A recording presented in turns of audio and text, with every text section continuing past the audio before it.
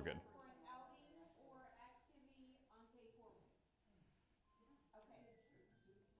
Okay, good. Okay, it's up and functioning. What you should know is that for trips, they are under the trips. There's a trip function now. So you search trip, or if you go to the funnel, there's a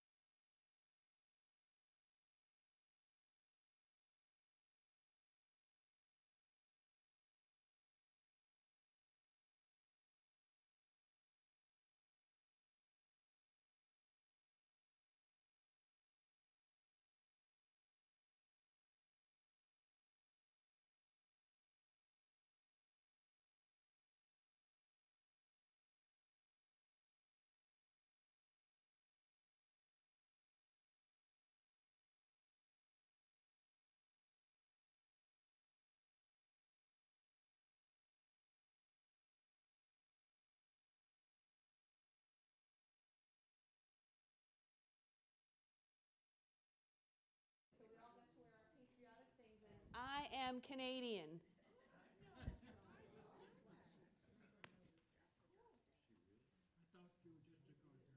I really am Canadian. Born and raised.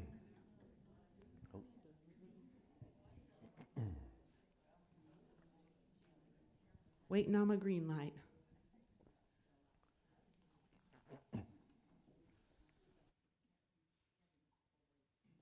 Well, good morning, everyone. I'm so happy to see your smiling faces and that you're here to kick off Friday morning with us. I know that you're excited to see that sausage and biscuits are back.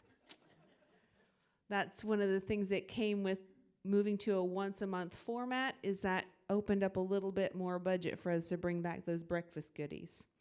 It is my pleasure to introduce Zachariah Pierce, Artistic Director of the Gainesville Theater Alliance and Associate Director of the School of Communication, Film, Theater at the University of North Georgia. Zachariah is also an actor in both film and television and an educator. And today he's here to share the history of GTA along with a preview of some of the upcoming things that you can expect on their stage. I know there will also be an opportunity for you to purchase tickets if you don't have a season ticket for the next two shows after our presentation. And I do have buses for those. So without further ado, I'll hand over the mic. Good morning. Thank you very much.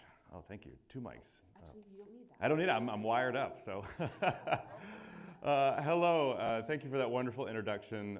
Again, my name is Zachariah Pierce, and I am the newly minted artistic director. Pat and I were just talking about this earlier. This is actually my third season, but the first two seasons felt like a little bit of an on-ramp for me with our program. And even though I'm an alum of both universities, and have been teaching there for, this is my 10th year. It definitely felt like some big shoes to fill with my predecessors, and I don't know, something happened about 5 years ago that kind of made it difficult to produce theater, and so there's been a lot of sort of getting back up to speed in our program and in our industry as a whole, sort of professionally speaking. So it's been a real pleasure and honor for me to jump into this position and to be at a place that I began my career. And so, so I figured I would come. How many of you are familiar with the Gainesville Theater Alliance, have been to shows in the past? Okay, great. Oh, fabulous. Oh, so I'm among friends. That's great. And then maybe a few of you are less familiar. But if you know the Gainesville Theater Alliance, you probably know the name Jim Hammond, who is the artistic director that was really, for the last, I guess, 35, almost 40 years, had been sort of the captain of the ship for the longest time, and was the leader of the program when I came through as a student, and then retired in 2019-2020 season. And so then we had some transition time, and then about 2.5 years ago, they asked me to step into the position, and so I started putting my running shoes on and doing some laps to get to this point in time. Since I figured Jim was so well known in the community, both at GTA and at large in Hall County and the surrounding areas, I figured I would start with a little bit of an introduction just to who I am as a human being and what led me here. I'm happily married for 16 years. We currently have 6 children under the age of 14. My wife is actually due with number 7 in about, what's today? Today's the 6th. So in 3 days, we're due with baby number 7. We have 2 boys and we'll have 5 girls. So we'll officially have achieved Von Trapp status, both in number and in gender. And we're super blessed by that. And actually, my wife and I met at an outdoor theater when I was a student at GTA. So we both had a couple seasons at the Lost Colony in Manio, North Carolina. And she was a dancer there. So some of you familiar with the show, yeah. Historic theater, really a beautiful part of the country. And so a couple of our summer stock theater ventures were out there, and she was dancing, and I was one of the lead historic characters there. And we spent a couple summers on the coast in North Carolina and fell in love, summer love, went back and finished our degrees. She's up from Lynchburg and Richmond, Virginia. And then so after we both graduated, we decided to continue that summer romance into a lifelong relationship, and you can see the fruit there as well. I also come from a performer background. Both my parents were artists and musicians. You can see a picture, the 2 in the middle there, Tom and Susan Pierce. My parents were also physical comedians and European clowns. And so they donned the red nose for their wedding to sort of commemorate where they came from. And so I grew up traveling the country with them. They previously traveled the world. They started having kids, so they kept it to the US. And so I have very fond memories growing up in the theater, sleeping on a road box in the wings while my parents were performing on theaters around the country. And so growing up and being on tour with them was a core memory for me, and sort of, I think, made it unavoidable for me to go into the arts. And so I think I had a rebellious phase in which I was like, I'm not going to be in a performance. Maybe I'll study music or I'll go into something else. But eventually, I in high school, went back into the theater. And my mother was teaching at the time, so she kind of left the touring life behind and became a theater teacher. And I kind of fell into that when I came to GTA, going, okay, I'm going to be an actor. I'm going to do only performance kind of stuff. And I'm never going to go back to school because I just need to get that degree and move on. So I was at GTA, and I didn't originally think I would stay local because we grew up in Bethlehem, Georgia. They're in Barrow County, so just a skip and a holler down the road, and had these grandiose dreams of going to these big conservatories in New York or Chicago. And one thing led to another. I met Dale Grogan, who was a music director for the longest time with GTA. He introduced me to Jim Hammond. And I came and auditioned for the program, and I saw a show at GTA, and I was just, blown away by the kind of thing that I was seeing as a high school growing up in, a small rural town in Georgia, going, this kind of theater exists in North Georgia. And I went, well, I don't have to go to Chicago, I don't have to go to New York, I don't have to go to LA, I can actually stay here in North Georgia and have a really amazing arts experience. And so I fell in love with the program at 18 years old, seeing that first show at GTA. And seeing the community here and the kind of support that we have from the surrounding area that come and see a show. Later on, when I went to grad school up in, actually at VCU in Richmond, where my wife's from, I remember going to shows there and performing in shows and going, where's your audience? Right? Where's the Richmond community? Where's the greater community that comes and supports the arts here? And they're like, well, we don't have that. We just kind of do some shows and we get our degrees and we go on. And so I remember when I finished that program, I had a deep desire to come back to a community that supported the arts and that came and saw our students find their artistic voice and be there for the first leg of the journey as the community was for me. And so after having some time in between graduating from GTA and working in the film industry and working in theaters around town and going to grad school, I had this yearning in my heart to come back. And so that's what led me back. I was a GTA student in 2005 to 2009. Which I'm like, well, that was just yesterday, but now I realize someone pointed out to me that was about 20 years ago. And so that was a little bit of a reality check. But so there's a few pictures from images of shows that I had been in as a student. The historic Metamorphoses play where we put that swimming pool on the Ed Cabell stage. I was lucky enough to be a part of that. Some Into the Woods, which is a show that we're doing, remounting this semester. And the last time we had done it was when I was a student 20 years ago. Thoroughly Modern Millie, Romeo and Juliet, Mystery of Edwin Drood, Children of Eden, a lot of musicals and straight plays and comedies and of all kinds. But that was, if you'd seen any of those shows, you would have seen me as a student. And then more recently, I'd been teaching here at GTA after graduating from VCU since 2016. That was my first year, and I think Peter and the Starcatcher there on the bottom right, I forget that I have this in front of me, but on the bottom right, that was my first show back as a professor, and I was back on the stage there as Black Stash.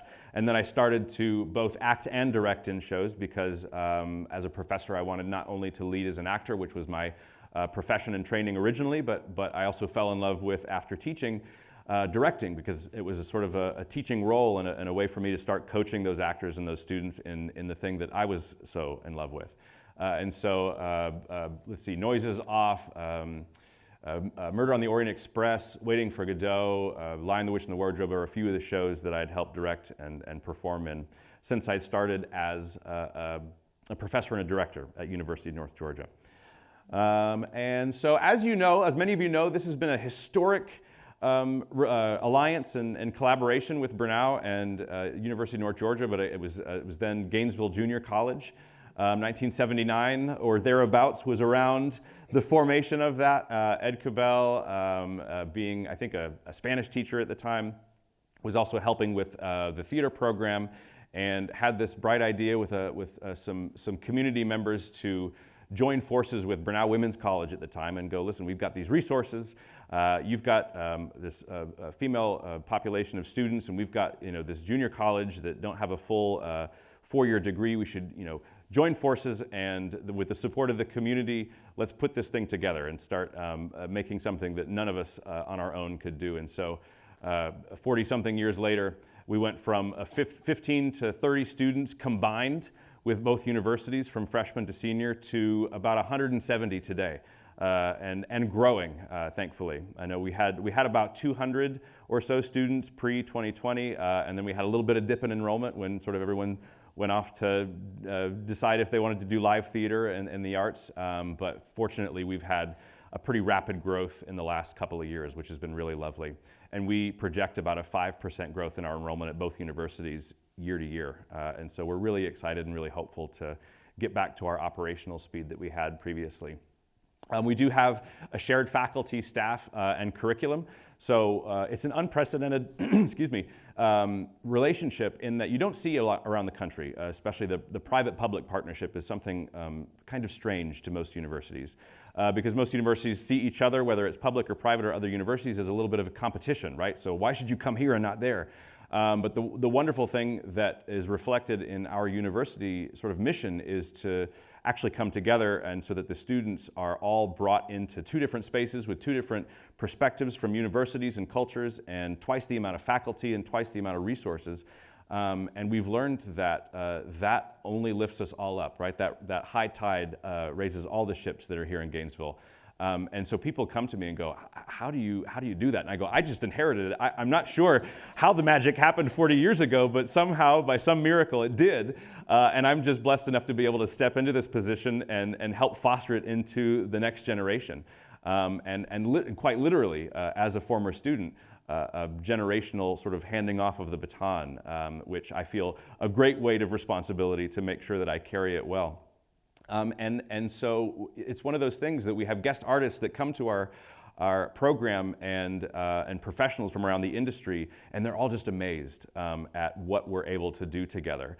Last semester, I'll talk about this here in a minute. Well, actually, I'll wait until we get to the slides, so I'm getting ahead of myself. So there's a little bit of history about the collaboration and sort of the unique nature that we have as a joint venture between that private and public partnership. We have 3 stages that we primarily produce on now. There are other stages that are around on both campuses, but primarily speaking for our main stages, we're using 3. We have 2 stages on the Brenau campus, the Hush Theater in the Byrd Performing Arts Center, which is sort of a traditional proscenium stage, right, where you have the audience, you have the, kind of like this actually, this is a little bit of a proscenium stage. And that's where we had our fall musical this last fall. And then we have the Pierce Auditorium, which is that beautiful historic opera house, this 19th century opera house on Bernal campus, that will have our Theater for Young audience show. Every year we'll see about 6,000 school-aged children that come to our theater with their schools or with their home schools or community groups and come and see oftentimes theater for the first time in their lives, which is a really special thing for us. And that's a beautiful space that is one of my favorites. And then, of course, on the UNG campus, we have the Ed Cabell Theater, named after one of our founders, Ed Cabell, the first artistic director for GTA. And that's a sort of a thrust stage, which is sort of like a stage like I'm on now, but with audiences on three sides, which gives kind of an interesting feel where we have entrances coming through the audiences and a little bit more personal and in your face a little bit with some of the productions we do in there. So that's a really exciting and sort of dynamic space that we are able to produce in. Oh, that's the wrong way. There we go. And here's our roster of faculty. We have, that's what are we at now? 15 faculty full-time, and then we have a slew of part-timers that come and help and teach classes and direct shows or work in various capacities creatively on our shows. And I put them in a group like this because it really is a team of both faculty from both universities. We forget where we work sometimes, and the students forget, who's at what university, because we try to really make that one program and one unified mission and voice for all of our productions and for our classes, and to kind of create that GTA culture. There was a professional audition in Atlanta called the Unified Auditions, where all the sort of theaters and film companies from the region come to a single place over the weekend in Atlanta. They had, it's the first time it's been up since, I think, 2019. And we had a really big success downtown, and I had several professional theaters reach out to me and go, GTA blew all the other universities out of the water, including the ones in the surrounding states, and it was just so amazing to see this collaboration beat schools as big as University of Alabama and the like. So we really feel proud of this collaboration because it really makes a difference when they see this GTA name of two universities coming together, and it's made us really proud and gives us the idea that we're heading in the right direction in terms of the program. Just a little bit about the university. We are, at our core, a university program at both institutions, and so our primary mission is students and giving a degree so that they can move from there into the next place. And Bernal University, my alma mater, they have 5 degrees of varying types and specificities. So they've got a BA, which is kind of a choose your own adventure, pick and choose different kinds of things, be a multi-hyphenate, be a painter and an actor, or a director and a theater management person. So that's kind of the catch-all of the different disciplines. They've also got some BFAs, a Bachelor of Fine Arts, which is really meant to be more of a specialized training, like a conservatory-like experience. So we've got one in musical theater, in acting, in design and technology, and costuming for film and theater. And of course, these are all, the students are meant to give a really rigorous track that doesn't have as much choice, but gives them the scaffolding for that specialty learning that they can do. And there's an image from last season's Young Frankenstein that was produced in the Ed Cabell Theater. It was our first show since 2020 that we completely sold out the entire run of the show. So it was really, really lovely to see a full house again. And then the degrees at UNG, we have 2. We have the Associates in Theater, which is a pathway. It's the core of how UNG started in its community university, sort of giving that idea for a student who may not be able to qualify to a bachelor's program, either in grades or otherwise, and so they can kind of start in that pathway, that associate's degree.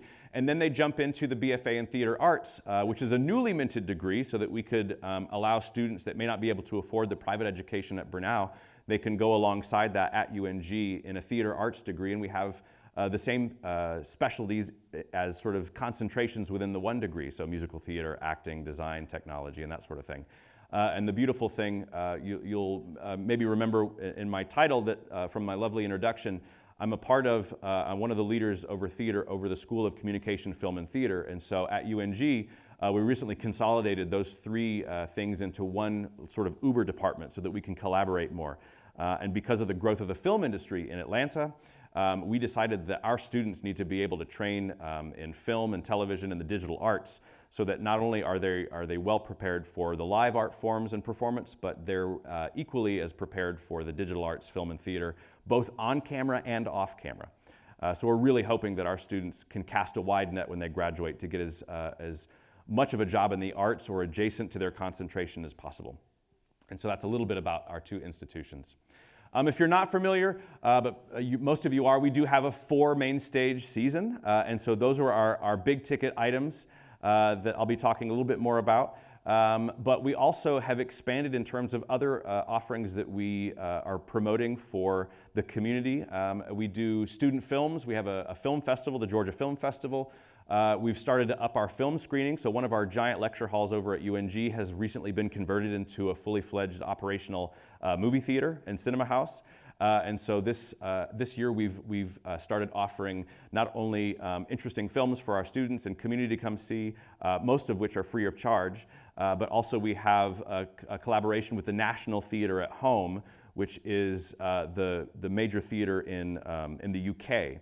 And so they have basically a streaming platform that they offer to universities and such, so that they can present some of their incredible work on the big screen. And so we've got a couple of showings. I think The Importance of Being Earnest, and a new adaptation of Dr. Strange, or How I Loved to Learn the Bomb, which is an old classic comedy. And so they've adapted that over in the UK, and so we're able to screen it for our audiences as well. We try to do some play readings with new plays and bringing in new playwrights from the region to test out their shows with our students and get play readings. We have some experimental student work. We have an honor society, Alpha Psi Omega, who we've really encouraged to take on a producing role with the students. So before, when I was a student, I remember, if a senior got, the gumption and drive to produce something, they would kind of try to get all their friends together and maybe do something that maybe we wouldn't put on the main stage, or that they wanted to experiment with. Well, that's grown, and so our theater honor society, Alpha Psi Omega, they have started to now be able to fundraise and produce at a level where they're giving budgets to these student productions to where they can actually more fully realize their productions and actually add some elements to it that they wouldn't have previously been able to do. And we've been so proud of them, because now some of the stuff they're working on, we're going, I had no idea that was in you. Right? And you didn't have the opportunity to show me that, and now the audiences and some of their friends and people that may not have come to some of the sort of more traditional shows on our main stage are really interested in this sort of experimental work on the student stage. And so we've started to expand our offerings for that. And it also gives our students a chance, because with only 4 shows on our main stage and growing numbers of actors and artists, sometimes it's hard for a student to find their place in a show on the main stage. And because of our numbers growing, that becomes more and more of a challenge. And so what this has done is it's expanded our performance options and given us a wider breadth of stories that can be told on our stages, and gives those students an opportunity to find their voice and find a way for them to get that experience on stage that might not always be available to them in the competitiveness of the main stage. Let's see. Oh, and new works. New works is another thing that we're really excited about. Excuse me, we have a few new faculty who are really excited about guerrilla theater, finding a space and producing theater, or writing their own piece, or doing some physical devised work. So there's a whole breadth of theater canon that's written, but there's a whole lot of other kinds of theater that our students are interested in exploring, and that we're bringing in artists to share with them as well. So we've got a whole new initiative of building new works and sort of being the foundation for the next playwright, the next devised theater artist, the next frantic assembly method member, and all of these kinds of things that are really exciting. So a little bit about our season this year. I know we've talked about the idea. One of the things that I think Jim Hammond did really, really well as an artistic director is he knew what audiences wanted to see on our stages and put it up there beautifully. And sometimes the choice of season was difficult for students to enter into outside of an entertainment value. And so then we had an artistic director who came in and said, okay, I don't care about entertainment value. All I want you to do is learn some of the canon, and even if it's boring for our audiences, this is like eating your broccoli, right? And we're gonna eat our broccoli as a theater, and we don't really care, what our audiences think. We're just gonna do that. And so then I came in and I said, all right, hang on. We need an audience. We desperately need to be entertaining. We need to be able to put shows on that are going to bring our audiences in, because we are not a theater company without an audience. But we are also a university, and so we need to explore the canon of theater. And the canon of theater is deep and wide, and includes a lot of shows that aren't always as much fun to produce. And so how do we serve our students in educating them and getting some broccoli in there occasionally, but also maintain our audience base and have fun on stage and make sure that we're coming together as a community as we once did so beautifully under Jim Hammond's leadership. And so that's been one of my sort of things that I've been charged with, both from the universities and from our community and our support organizations, because I think it's one of those things where we can do a both and my hopes is, even if we do something that's a challenging piece, we can make it entertaining. And we don't always succeed at that, but that's one of the things that the university is great for, because we're there to experiment. I know before I stepped into this role, the previous artistic director gave me the chance to direct Murder on the Orient Express. And I'm not sure if anyone saw that in here. Oh, we did. Well, one of the things I was experimenting with at the time, and I love Agatha Christie whodunits and murder mysteries, and more on that in a minute. But one of the things that I was really excited about is, how do we put it, we did it in the Ed Cabell Theater, which that show really isn't written for a thrust stage, right? It's meant to be kind of here, and you can bring the train on and you can kind of see it. But one of the things I thought, like, my goodness, wouldn't it be interesting to bring the train out into the middle of the audience? And we've got this turntable. What would happen if I put the train car on, almost like one of those depots, right? You put it out in the paint deck, you bring it out, and now it's on this turntable, and so it starts to rotate. And so one of the things I was really interested in exploring at the time is, on stage, you don't get those like panoramic, views like the camera gives us in the film sometimes.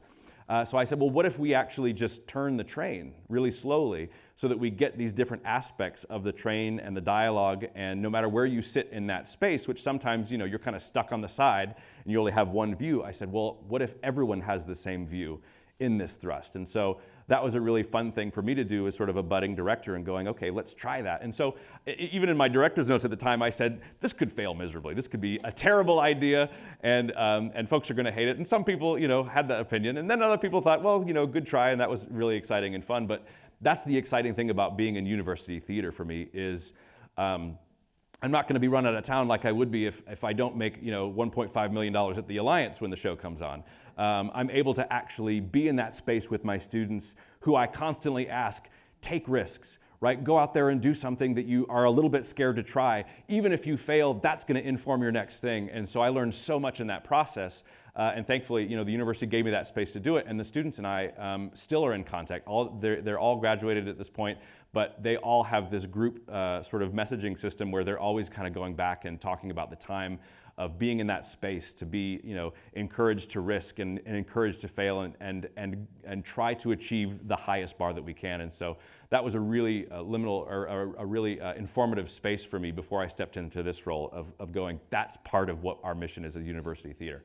And so knowing those missions, now that I've stepped into this role, we've really started to try to develop not just a season, but a 4-year experience, both for our audiences and our students, so that by the time they graduate our program, they've been exposed to Shakespeare. They've done, contemporary musicals. They've done some classics. They've done things based in literature. They've done more experimental theater, right? And essentially, once they graduate, they're able to go, yes, I've done all these things, and now I'm prepared for the industry in a way that is going to set them up for the success that we hope they have, and then, again, come back and share that with us after they've found that success in the industry. And so this season, we started our Theater for Young audience over there in the Pierce Auditorium. It was an image from one of the school shows with a full house full of screaming elementary and middle school children.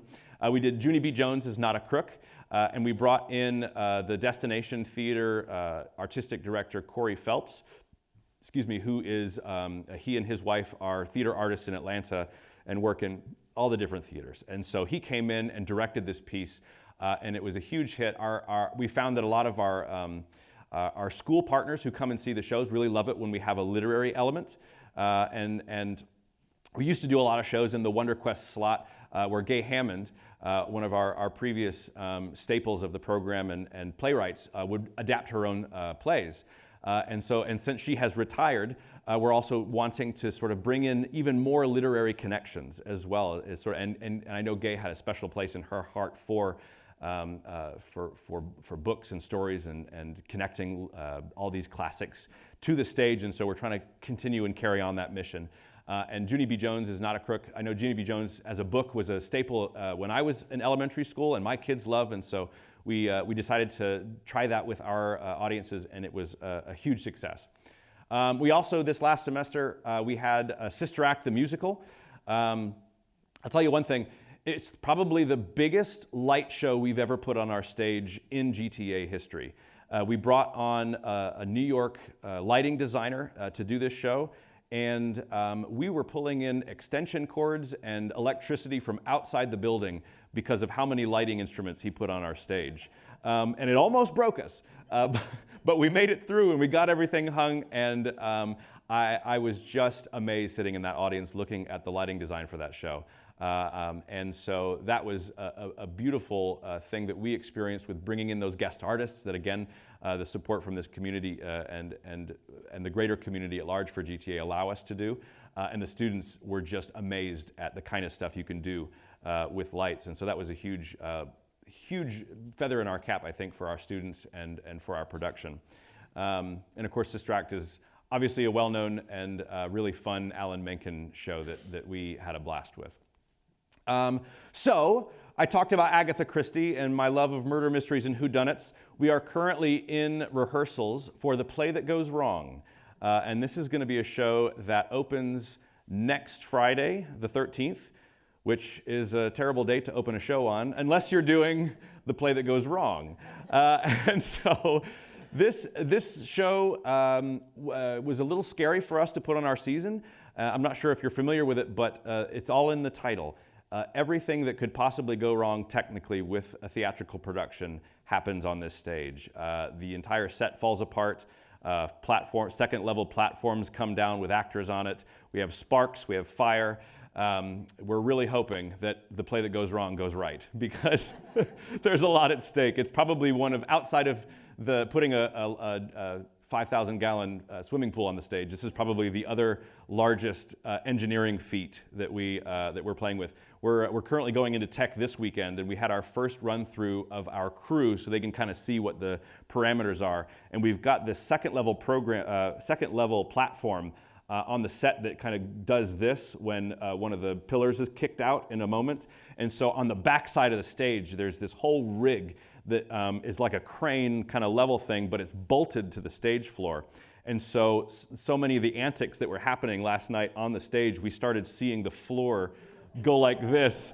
And so we're learning things like mechanical advantage and what a lever does and how cranes work. And so we're still in that process of like, okay, so how do we adjust the blocking on the thing so that we don't rip up the entire stage floor or have the actors fly into the audience because they're catapulted from this lever into the front row. And so it's really exciting. And on the other side, it's an absolute farce of the whodunit mystery series. And it's about this English company of theater who is a community theater and has never been very good, got all this money, and so they put this budget onto the show, and they've come to GTA to present this very serious murder mystery, and everything just falls apart, literally, on stage. And so we're really excited about that. It's probably one of the funniest shows I've read. Literally laughing out loud when I read a play, which doesn't usually happen. Usually have to kind of see it to feel the comedy, but this is one of those shows that, like Noises Off or other major farces, I think is going to be a real fun riot to come see. So I do hope that you come and see that, and it'll be fun for the whole family. Any references that aren't family friendly, I think will go over their heads, because all of my kids are going to come. So if that's a testament, I think that'll be good. And that's, that opens on Friday, and then that will extend through the 21st. And so I do hope that you come and join us for that. And then the last part of our season, like I said, from my time as a student, is one of my favorite Sondheim musicals, Into the Woods. The last time we produced it, I was a sophomore in college, so literally 20 years ago. And I remember it being one of my favorite shows that I had done that I carried with me into the profession, always had sort of fond memories for that. And we're producing it this time in the Ed Cabell Theater. Last time we had done it, I think this is the third time GTA has done it in 40 years. And the first time, I think both the first and the second time were in the Hush Theater. And so this one is going to be, that's right. Oh, that's right. That's right. The Mountain Center, and then Hush, and now in Ed Cabell. So it's been a new stage every time. And I'm really excited about that. We're bringing in an incredible scenic artist from Cincinnati who has designed the set for this. If you're not familiar with Into the Woods, it's kind of the story of fairy tales that maybe you didn't know, right? We think, they go this way, and then we kind of learn how fairy tales maybe can have a different part of the story. And so this Cincinnati scenic designer has come in and designed the set to sort of look like pop-up books.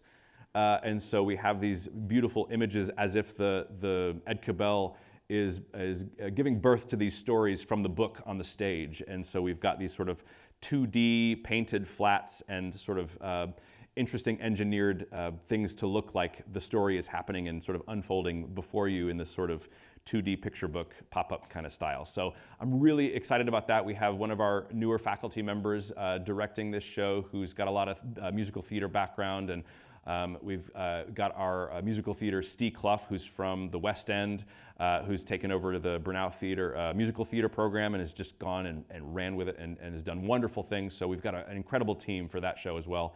And if you are a lover of Sondheim, this is, I think, one of his best. And so we're remounting that.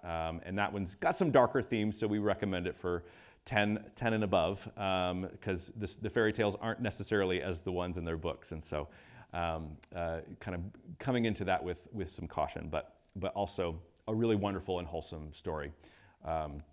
Okay. Oh, and one of the things that we try to also keep up with, Jim set a tradition at the Gainesville Theater Alliance in doing a video at the end of every year, capturing the magic and the smiles and the blood, sweat, and tears that go into our productions. And so we've really tried to maintain that because it's been such a celebration for us at the end of every year to present that to our students and to our community when we go out and talk about our program. And so I have a little clip from this last season to kind of give you a taste of where we've gone, or where we're coming from last season, and what's launching us into the exciting second half of our season this year. And so hopefully we can hit play, or I can maybe, I don't know if I can just hit this button, but maybe it will start. No. Nope, wait a minute. There we go. Let's try that.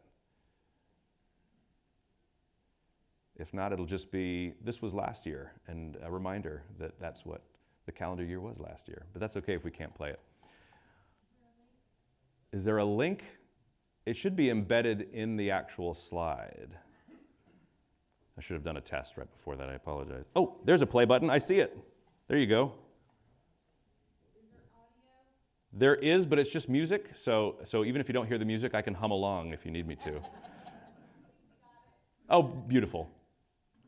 Y'all are so high tech here. I appreciate it. Thank you.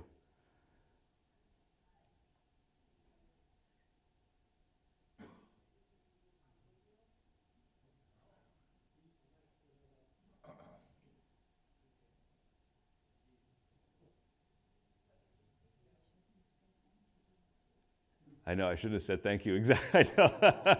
That's all right. Thank you for the effort anyway. Well, while they're working on that, I'll talk about the next couple of slides. I know we have an amazing support organization called Theater Wings that is now a part of, we've kind of combined our Theater Wings Endowment Fund and our Theater Wings volunteer organization. And we've had such wonderful support over the years from community members who have been a part of those organizations, who have volunteered in helping us usher shows or feed our students in these long days that we're about to enter into, like our 2 10 out of 12 hour tech rehearsals over the weekend, or sending our students to conferences to audition for professional work. And we wouldn't be able to do the things that we do, like the feats of engineering, or putting pools on the stage, or bringing in these amazing scenic and designers and directors for our program and for our students to work with, if it weren't for these support organizations. We have an endowment fund that basically goes, hey, I know you have a budget from Burnett University and University of North Georgia, which is better than any theater program I've seen in my years of seeing my colleagues work. But still, it requires us that extra effort to really put on the kinds of shows and engineering and design and technology that our seasons have required. And so those organizations have been a staple to this organization. And so if you are interested in information about those and how you can be involved or how you can support, we also have information about that. And it's not that's in addition to our ticket sales is what we rely on to keep our organization going and to keep those connections going for our students. And it's totally fine if we don't have the video, because I can kind of move into some Q&A. And maybe I'll do that. I'll move into Q&A while they're working into the video. So I know a lot of you had raised your hand when you said you were familiar with our program. I saw a few hands that didn't go up, but I'd love to entertain any questions or experiences or insight that you might be able to give me as a new artistic director, or if you have any questions about anything that I've said so far.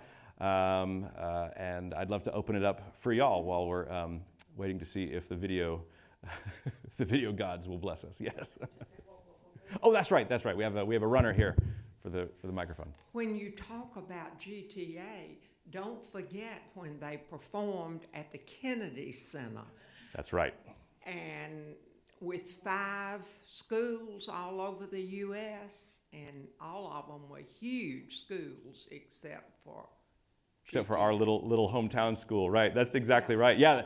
I forget that the Kennedy Center happened, and I know that some of our newer faculty want us to re-engage with, I think it's the KCATF program, and all the letters, Kennedy's in there somewhere. But yeah, that was a huge feat for us, and kind of a David and Goliath situation where it was like, look what we can do here in North Georgia and compete with the national schools around the country. So actually, it might please you to hear that we're exploring going back into that program, and kind of now that we're getting our momentum back up to speed to get back into that festival. So that's a goal of ours. Thank you for that.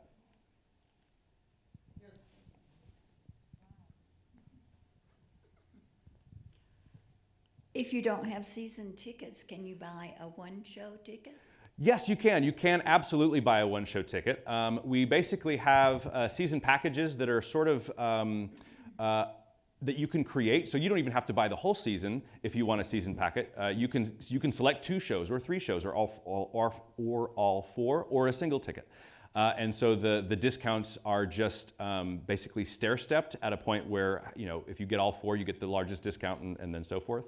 But that was one of the things that I wanted to implement, because I know we had so many really committed season ticket holders over the years, but I also know that if there's a show on the season that maybe you're not interested in paying for or coming to at all, or even sending a friend to, I acknowledge that and want to say, great, let's find the shows that are going to really bring you joy and uplift you and fulfill you in a way that is to your preference. And so I think sort of giving that menu item version of our season tickets was really important to me.